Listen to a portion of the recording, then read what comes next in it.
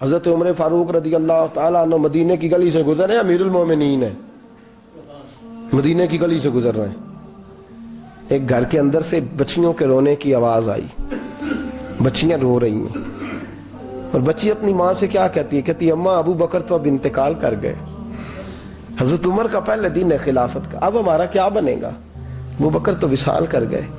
حضرت عمر فاروق رضی اللہ تعالیٰ عنہ نے رونے کی آواز سنی، دروازے پہ دستک دی، کہا بیٹو کیا بات ہے؟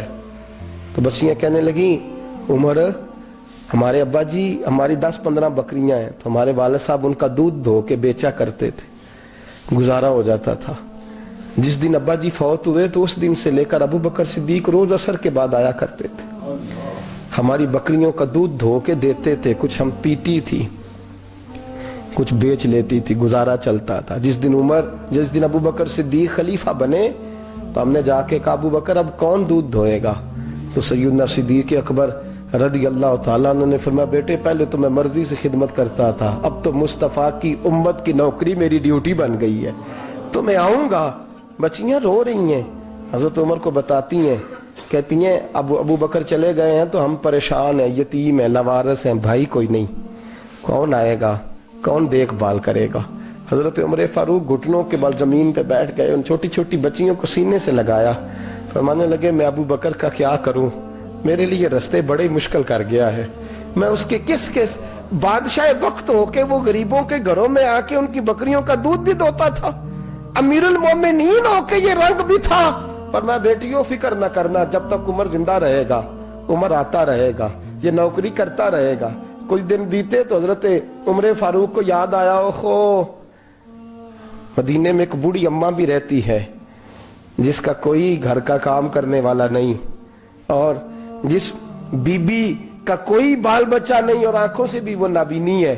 حضرت ابو بکر صدیق رات کے سناٹے میں جایا کرتے تھے، اس کے گھر میں جھاڑو دیتے تھے، یہ بادشاہ ہے، اس کی فقیری کا رنگ دیکھو، اس کو کنویں سے پانی بھر کے لا کے دیتے تھے، اور یہ لفظ آپ سنیں گے تو حیران ہو جائیں گے۔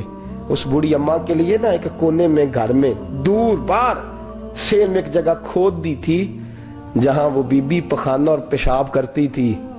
امیر المومنین حضرت ابو بکر صدیق رات کو جاتے تھے اور اس کا وہ پخانہ وہاں سے اٹھا کے باہر پھینک کے آیا کرتے تھے۔ اس عورت نے پیغام بھیجا کہ عمر سے کہو میری بھی ڈیوٹیاں تو نے سر انجام دینی ہیں۔ عمر فاروق ساری رات کام کرتے، سناٹا گہرا ہوتا تو جھاڑو دبایا ہے بغل میں، اور عمر فاروق نکلے ہوئے اس بی بی کے گھر میں جھاڑو دیا جا رہا ہے۔ حضرت انس بن مالک فرماتے ہیں میں نے آخری عمر میں بھی اس بوڑھے عمر کو دیکھا ہے، اس بڑھاپے میں بھی میں نے اس شخص کو دیکھا ہے کہ جب وجود کمزور ہو گیا، داڑھی سفید ہو گئی، لیکن پھر بھی اس کا انداز نہیں بدلا، اس نے ساری زندگی بادشاہی میں فقیری کر کے گزار دی، یہ پھر بھی کسی کے گھر میں جھاڑو دیتا ہے، کسی کی بکریوں کا دودھ دھوتا ہے، یہ کسی غریب میرے دوست یہ۔ اور جب سیدنا فاروق اعظم رضی اللہ تعالیٰ عنہ خطبہ دینے بیٹھتے ہیں تو کپڑے پھٹے ہیں، پیوند لگے ہیں، مزاج سادہ ہے، بڑا مال آیا ہے، بڑا مال، لیکن تقسیم کر دیا، اور یہی انداز آگے اپنے گورنروں کو دیا۔ حضرت سعید بن عامر رضی اللہ تعالیٰ عنہ آپ کے گورنر ہیں، حمص کے گورنر ہیں۔ جب لسٹ آئی نا غریبوں کی، حضرت عمر نے کہا کہ حمص کے جتنے غریب لوگ ہیں ان کی لسٹ بنا کے بھیجو، ان کو چندہ لگانا ہے۔ تو 17ویں 18ویں نمبر پر حضرت سعید بن عامر کا نام بھی آ گیا، گورنر صاحب کا۔ تو حضرت عمر نے سوچا شاید کوئی اور سعید بن عامر ہے، فرمانے لگے یہ کون ہے؟ جس کی ڈیوٹی لگائی تھی اس سے کہنے لگے یہ سعید کون ہے؟ تو کہا حضرت جی ہمارے صوبے کا گورنر۔ تو فرمایا اس کی لسٹ فقیروں میں؟ فرمانے لگے پتہ نہیں آپ نے کیا رنگ بھر کے بھیجا ہے، مہینہ مہینہ یہ شخص درختوں کے پتے کھا کے گزارا کر دیتا ہے۔ کہ یہ میں فرشتوں کی کہانیاں نہیں سنا رہا آپ کو، میں آپ کو جنات کی یا عالم بالا کی باتیں نہیں، اس دھرتی پہ بسنے والے، اس دھرتی پہ وقت گزارنے والے میرے رسول پاک کے تیار کردہ ہیرو کی باتیں عرض کر رہا ہوں۔ حضرت عمر گئے ایک دفعہ، کہا مجھے بتاؤ تمہارا گورنر کیسا ہے؟ تو حمص کے لوگ کہنے لگے ہمیں اپنے گورنر سے 4 شکایتیں۔ کون کون سی؟ کہا پہلی بات تو یہ ہے کہ گورنر صاحب کو چاہیے فجر کے وقت آئیں، یہ سورج نکل آتا ہے تو باہر آتے ہیں گھر سے، سورج نکل آتا ہے تو آپ کہہ کے تو دیکھیں کسی معمولی سرکاری ملازم سے بھی फिर आप देखिए आपका क्या बनता है। कहा ये सूरज निकलते वक्त आते हैं। दूसरी शिकायत यह है कि दिन को मिलते हैं रात को नहीं मिलते। तीसरी शिकायत यह है कि महीने में एक दिन मिलते ही नहीं, गवर्नर साहब। चौथी शिकायत है कि रोते हैं, कभी कभी इतना रोते हैं कि बेहोश हो जाते हैं। हजरत फारूक आदम ने खड़ा कर लिया, फरमाया सईद तेरी शिकायत आई हैं। का हुजूर हुक्म। फरमाया सुना है, पहले तू फजर के वक्त आ जाता था लोगों के मसाइल सुनने, अब तू सूरज निकलते वक्त आता है। का हुजूर बीवी बीमार हो गई है और घर में नौकर तो है कोई नहीं, तो मैं सवेरे उठता हूं तो पहले नाश्ता बनाता हूं, बच्चों को खिलाता हूं। उस औरत ने 35 साल मेरे साथ वफा की है, अब चारपाई पे है तो मैं उसके मुंह में लुकमे डालता हूं। कहा उसे खाना खिला के जब वो दुआ देती है तो फिर निकलता हूं। तो कहा सुना है तो हफ्ते में एक दिन मिलता ही नहीं, महीने में। कहने लगे हजरत जी जब मदीने से आया था तो एक कुर्ता और एक तामद साथ लाया था, मुझे आज 2.5 साल हो गए हैं, मैं नया लिबास नहीं खरीद पाया। मैंने अर्ज की मैं इस धरती में बसने वाले लोगों की दास्तान सुना रहा हूं। कहा मैं अपनी तामद धोकर खुश्क होने को डाल देता हूं, उसे आधा दिन लग जाता है, खुश्क होती है तो तामद पहन के कमीज धो लेता हूं और फिर कमीज डाल देता हूं। हजरत जी सारा दिन बीत जाता है तो बाहर नहीं आ पाता। हजरत उमर फारूक की गर्दन झुक गई। का सुना है तू रात को मिलता ही नहीं। ये लफ्ज कहे तो हजरत सईद बिन आमर कहने लगे ये मेरा राज था, आप मेरे अमीर ना होते तो कभी फाश ना करता। दिन मैंने बंदों के लिए रखा है, रात अपने रब के लिए रखी हुई है। मैं रात की तन्हाइयों में अपने करीम की बारगाह में जाता हूँ और मैं सारे दिन के गुनाहों की माफी मांगता हूँ। मैं अपनी गलतियों की तलाफी का सवाल करता हूँ, उसके हुजूर जाता हूँ, उसे दुखड़े सुनाता हूँ। रात मेरी उसके लिए बीत जाती है। हजरत उमर की और गर्दन झुक गई। फरमाया ये बता कि तू मिलता ही नहीं, कभी कभी तो रोता है और बेहोश हो जाता है। हजरत जी 40 साल की उम्र में कलमा पड़ा है, जब 40 साल के पिछले गुनाह याद आते हैं तो कब फिर मैं जब्त नहीं कर पाता। वो खताएं, वो पाप, वो जुर्म, वो खताएं जब सोचता हूं ना कि रब खड़ा करके पूछेगा बता ये जुर्म क्यों किया, तो वो एहसास मुझे परेशान कर देता है। हजरत जी मैं फिर बर्दाश्त नहीं कर पाता, फिर मैं तड़प उठता हूं, मेरी ये कोताहियां हैं, बताइए क्या कहते हैं। हजरत फारूक आजम ने गर्दन उठाई तो आंखों में आंसू थे। कहने लगे या अल्लाह मुझे इस जैसे कुछ और गवर्नर भी अता फरमा, या अल्लाह इस जैसे कुछ और गवर्नर भी। अजीजों अपना हाल क्या है। मुल्क शाम जब फतह हुआ तो हजरत साद बिन अबी वकास रदी अल्लाह ताला अन्हु कहते हैं कि कुछ लोग मुझे कहने लगे कि हम आपसे मामला तय नहीं करेंगे, हम जजिया देंगे, टैक्स देंगे, इस्लामी हुकूमत के ज़ेरे असर आएंगे, लेकिन आपसे मामला तय नहीं करेंगे, अपने अमीर को बुलाइए। तो हजरत सैयदना साद बिन अबी वकास कहते हैं मैंने खत लिखा। फरमाते खत लिखा हजरत उमर को। मैंने कहा जनाब आइए। जवाब में हजरत उमर ने खत में जवाब लिखा कि फलां दिन फलां तारीख फलां वक्त में मुल्क के शाम पहुंच जाऊंगा। हजरत सैयदना उमर चले घर से, एक गुलाम, एक घोड़ा, एक नेजा।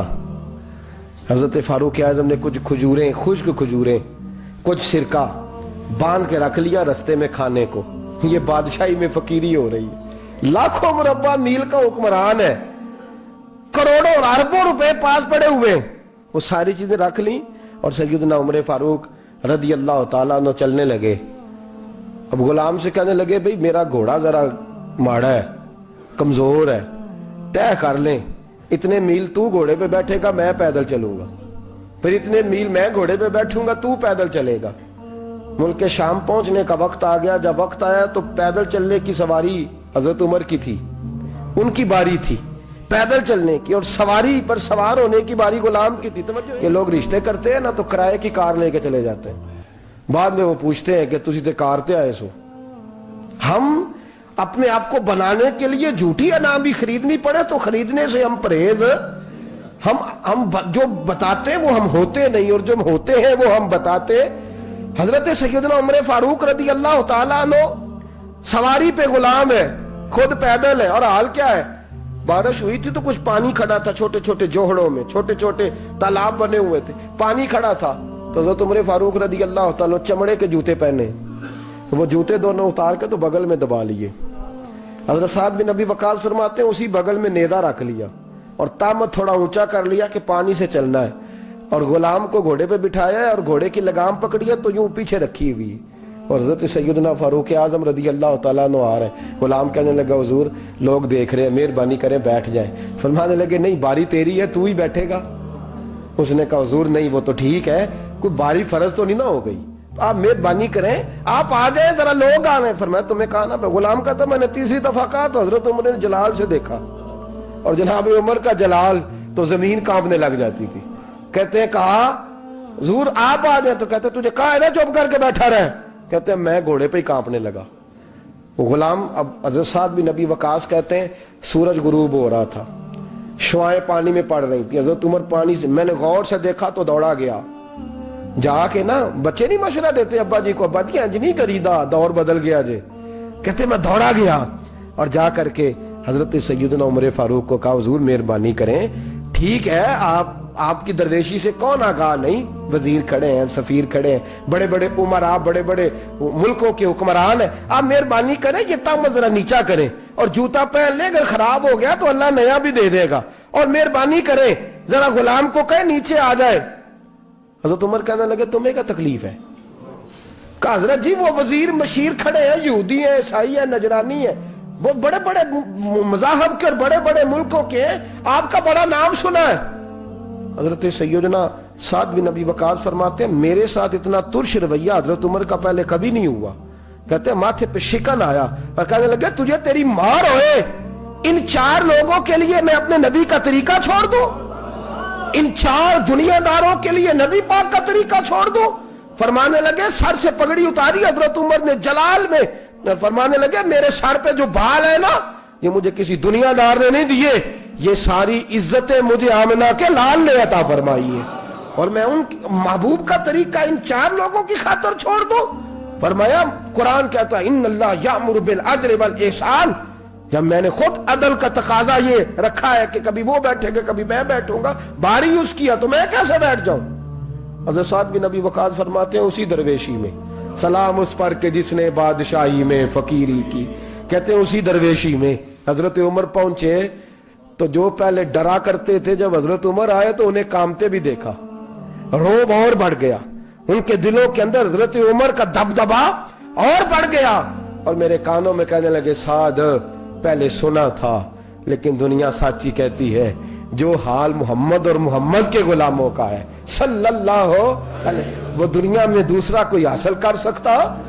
آج ہمارے پروٹوکول، ہمارے دبدبے، ہماری انا پرستیاں، ہمارے دعوے، ہمارے طریقے، میرے عزیزوں لوگ ہمیں آ کے مثال دیتے ہیں، کہتے ہیں یورپ کی فلاں گلی میں یہ ہوتا ہے، میں نے کہا وہ گرد راہ کو نہیں پہنچ سکتے، یہ ساری چیزوں تو میرے مصطفیٰ کے غلاموں سے حاصل کیا، لوگ ہم نے چھوڑ دی، غیروں نے اپنا لی۔ خدا را اپنی زندگی میں تبدیلی لائیں، درویشی، سادگی، بے تکلفی، یہ زندگی حسین ہوتی ہے، یہ زندگی سکون والی ہوتی ہے، یہ زندگی اچھی ہوتی ہے، یہ فرحت اور تازگی والی ہوتی ہے۔ اپنے آپ کو ان تکلیفوں اور آلائشوں میں مبتلا نہ کریں، اگر اللہ مال دے، عزت دے، دولت دے، اللہ تعالیٰ نفاست عطا کرے تو پھر اپنے آپ کو سادہ کریں، آزاد کریں، کھلی ہوئی کتاب بنا کے اپنے آپ کو رکھیں۔ مجھے ایک بچہ کہنے لگا حضرت جی جب بھی آتے ہیں آپ کہیں بیٹھے مل جاتے ہیں، ہم کسی کو لا کے کہتے ہیں جناب حضرت جی بڑے مصروف ہیں اور آپ یہاں آگ تاپ رہے ہیں جلا کے، مہربانی فرمائیں۔ میں نے کہا یار 2-4 دن تو بن سور کے بیٹھنا بندے کے لیے آسان ہوتا ہے، سارا دن ملمت سازی کر کے رکھنا اتنا آسان کام، تو ویسے بھی بندہ جو ہو وہ نظر آئے تو اس کے لیے زیادہ بہتر ہوتا ہے، جو ہو وہ دکھائی دے، وہ زندگی آسان ہو جاتی ہے، بہتر ہو جاتی ہے۔ اور ویسے بھی جو کھلی ہوئی کتاب ہوتی ہے اس میں لوگ مشکوک نہیں ہوتے، جو بندی ہوئی ہوتی ہے نا اس میں لوگوں کو خبر نہیں ہوتی کہ نہ جانے یہ کیا معاملہ ہے۔ میرے عزیزوں اپنے آپ کو بے تکلف بنائیں۔ بے تکلف سے مراد یہ نہیں کہ جیسے بے تکلفی ہم نے ایک غلط چیز کا نام بے تکلفی رکھ دیا ہے کہ جو آدمی بات پہ ٹھٹھا کرے، بات میں مذاق کرے، وہ بے تکلف ہوتا ہے۔ یہ تو بے تکلفی اسلام اس کو پسند ہی نہیں۔ بے تکلفی سے مراد یہ ہے کہ جھوٹی انا نہیں بنائے، جھوٹے معاملات اپنے گرد نہیں اوڑے۔ اپنی اگر اللہ آپ کو بہت زیادہ مال و دولت دیتا ہے تو جتنا وہ مولانا رومی کہتے ہیں جتنا ٹہنی پہ پھل زیادہ لگتا ہے نا اتنی وہ ٹہنی جھک جاتی ہے، جو اکڑی ہوتی ہے سمجھو وہ خالی ہوتی ہے۔ اگر آپ پھلدار ہیں تو پھر آپ کو جھکے، پھر آپ کو با اخلاق ہونا چاہیے، با مروت ہونا چاہیے، پیار والا ہونا چاہیے۔ زندگی میں اس چیز کو ضرور اپنائیے، بڑے لوگ وہی ہوتے ہیں جن کا کردار بڑا ہوتا ہے، بڑے وہی ہوتے ہیں جن کی بات بڑی ہوتی ہے، کوئی باتوں سے اور پروٹوکول سے کبھی بڑا نہیں ہوتا، ہمیشہ مدحت خیر الانام میں گزرے، دعا ہے یوم اور درود و سلام میں گزرے۔ آخر دعویٰ الحمدللہ۔